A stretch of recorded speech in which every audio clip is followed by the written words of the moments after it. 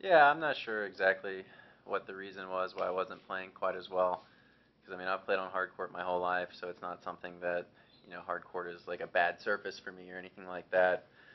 It could have been possibly a little bit of a letdown.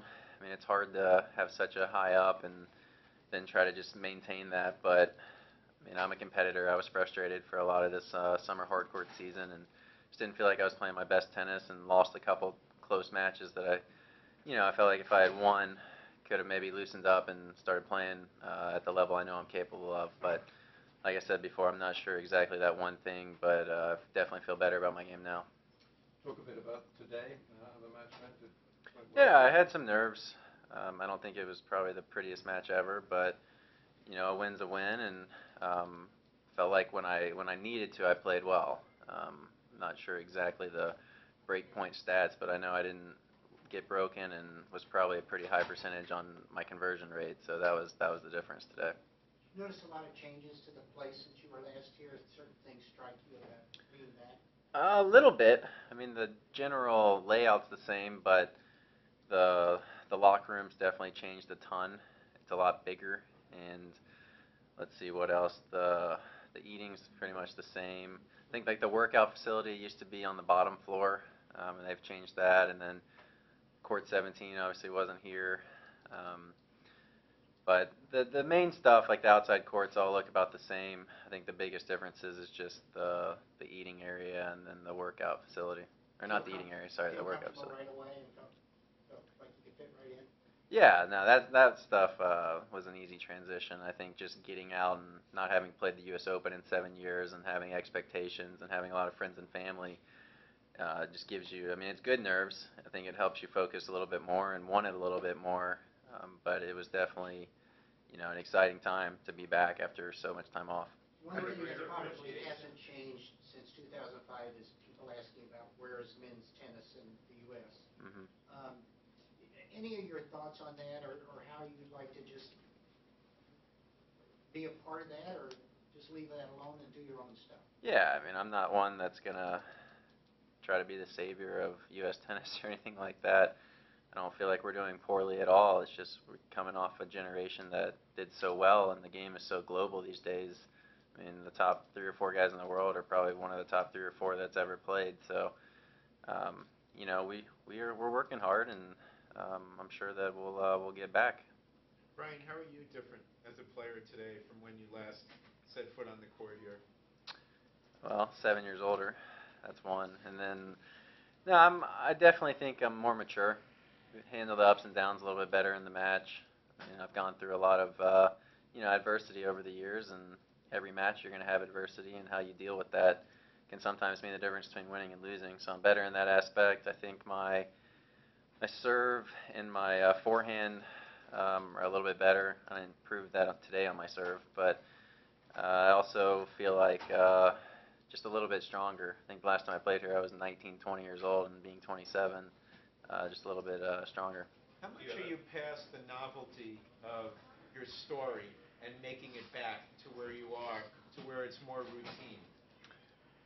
It's a little tough. I mean, it's a lot different having to deal with all the media requests and spending all that time, but you know, I'm a competitive person and always want to do more and more, better and better. So it hasn't been too tough to put all this stuff behind me and just focus on tennis. Where'd you play your last match here, do you remember? I believe it was grandstand. Princeton. Yeah, against Malise. What are your thoughts on your next match? I play a guy top 10 in the world, so it's going to be a tough match, and I haven't played him since junior Wimbledon. Might have been like 2001 or 2002. So haven't even practiced with him since then. So I'll have to get the game plan together, watch some tape, and try to formulate something that'll be in my favor. And I know it'll be a really tough match, and I'll have to, recover and give it everything I have. But honestly, I have to go out there, enjoy the moment, and play loose. What happened in that match more than 10 years ago? What now? Oh, he beat me. He was the number one seed. I think it was 3 sets though. Can you talk a little bit about your physical preparation and also your recovery and just the precautions you're taking with your body and that process? Right. Well, I've hired a trainer the last several weeks, and Just doing the little things. That's what it is about me. You can't train super hard when you're playing week in, week out, and especially, I'm not going to crush my body just because I'm still probably haven't built up the base enough that I'd want to be able to crush it during tournaments. But just all the little rehab stuff, doing the bands, making sure I'm, stretching, massaging, and then recovering. It's the same as probably everybody else. You got to eat well, you got to hydrate well. If anything's bothering you, get it taken care of in the training room, and just pack on the calories for the 3 out of 5 set matches. Brian, do you have a greater appreciation for the opportunity to play in Grand Slams as a 27-year-old than you did, say, as a 20-year-old? Oh, for sure. I think just being older and knowing how easy the game was taken away from me, it's very easy to appreciate it a lot. I don't take anything for granted, and I remember several years watching it on TV, wishing I was here, and so just to be here is an awesome feeling. And then at the same time, the competitive side kicks over and want to do really well.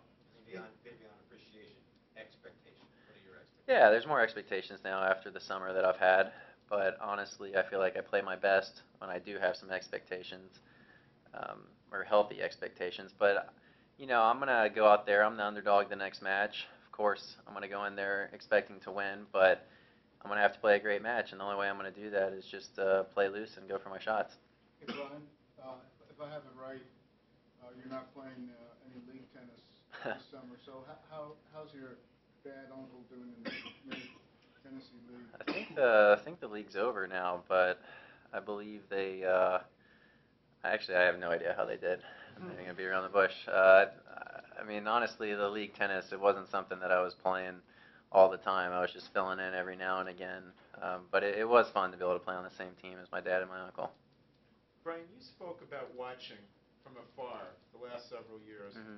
At what point did you think, well, I'm never going to be back, and at what point did you think, well, I will be back? I never had that thought that, I'm never going to be back. Of course, you are realistic, and you might not be back, but I never once, waved the white towel and said I'm not going to try anymore. And then I guess the second part of that question, when I thought I'd be back, probably not even until this summer or this late spring when I started making my run. Because last year, I had a few decent tournaments that got me up. I think I got to the finals of a challenger, but you're not really expecting to play Grand Slams until you're top 150, 200 in the world to get in qualies. And I had kind of that amazing run early where I just strung a lot of matches together. And I think when I got the wild card for the French is when I finally was like, okay, now I'm back playing some Grand Slams, and was able to build on that momentum all summer. And I've been looking forward to playing the Open for 10 weeks now. What do you think it says about you that you never did wave the white flag, given all that you went through? Just perseverance and competitiveness, and knowing that I've spent so much time and sacrificed so much for this sport and for my career that if I ever had the opportunity, I'd give it another go. And I know that in some format, I'd like to stay in the game of tennis even after I'm done playing. So just coming back and kind of just showing everybody like, hey, I'm still around. That was another, just reason for trying to make a comeback. But honestly, like I've said many times, it's been a blast this last year, and I'm hoping to keep it going for several more. Your dad has talked about the first time you came to this tournament. You were 8 years old, 1993. Right, yeah. I still have the poster in my room. You do? Yeah. I mean, do you remember much about that night? I remember some. I don't remember every day, but I definitely remember the Pern Force Wielander match that we watched. I think it was on Louis Armstrong, where I was there until 2:33 in the morning, and we started up higher, and then by like 1 a.m. they let everybody move down closer to the courts. And I remember also watching Sampras and holding up the 120 mile per hour signs, which now I guess you'd have to change that to like 135. But there's a few memories like that stick out for sure. And I remember being with my brother and my sister. My mom didn't make it, but it was a fun time, and I was already big into tennis, but that even made it even more, just being able to see the biggest stage in the U.S. for tennis. And how do you feel about the energy today on your court? No, it was good. I mean, it was an outside court, but I definitely had the crowd support, and had several, my girlfriend, many of my friends and family were here, and they didn't let me slide. A started a few games pretty poorly at the end, and they kind of got on me and was able to push me through.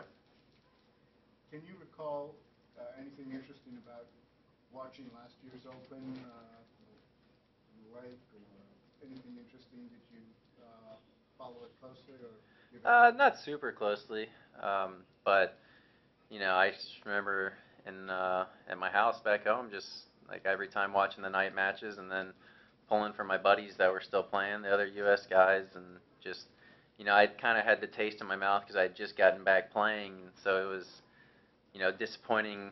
Not really disappointing that I wasn't playing it just because I had just started, but it definitely got the juices going. Thinking this is where I want to be in a year, and don't know if I was really expecting to be here in a year in the position that I'm in, but definitely one of those things where you watch it and you're hopeful. I mean, does it feel like a new normal in the respect that this is a Grand Slam you didn't have to qualify for, you didn't get a wild card for? Does it feel like a recalibration in terms of both your preparation and expectations entering something like this? Well, hopefully it'll get normal, but this is the first Grand Slam I've played where I haven't had to quali or get a wild card to get into the main draw, so that was another, it's always exciting to play the Open, but that was another sense of just pride, just knowing that I had done it on my own. And I hope to be able to play several more U.S. Opens, but I don't take any of them for granted. I mean, my mind's in the present right now, and still have a long way to go this next couple weeks. Thank you very much.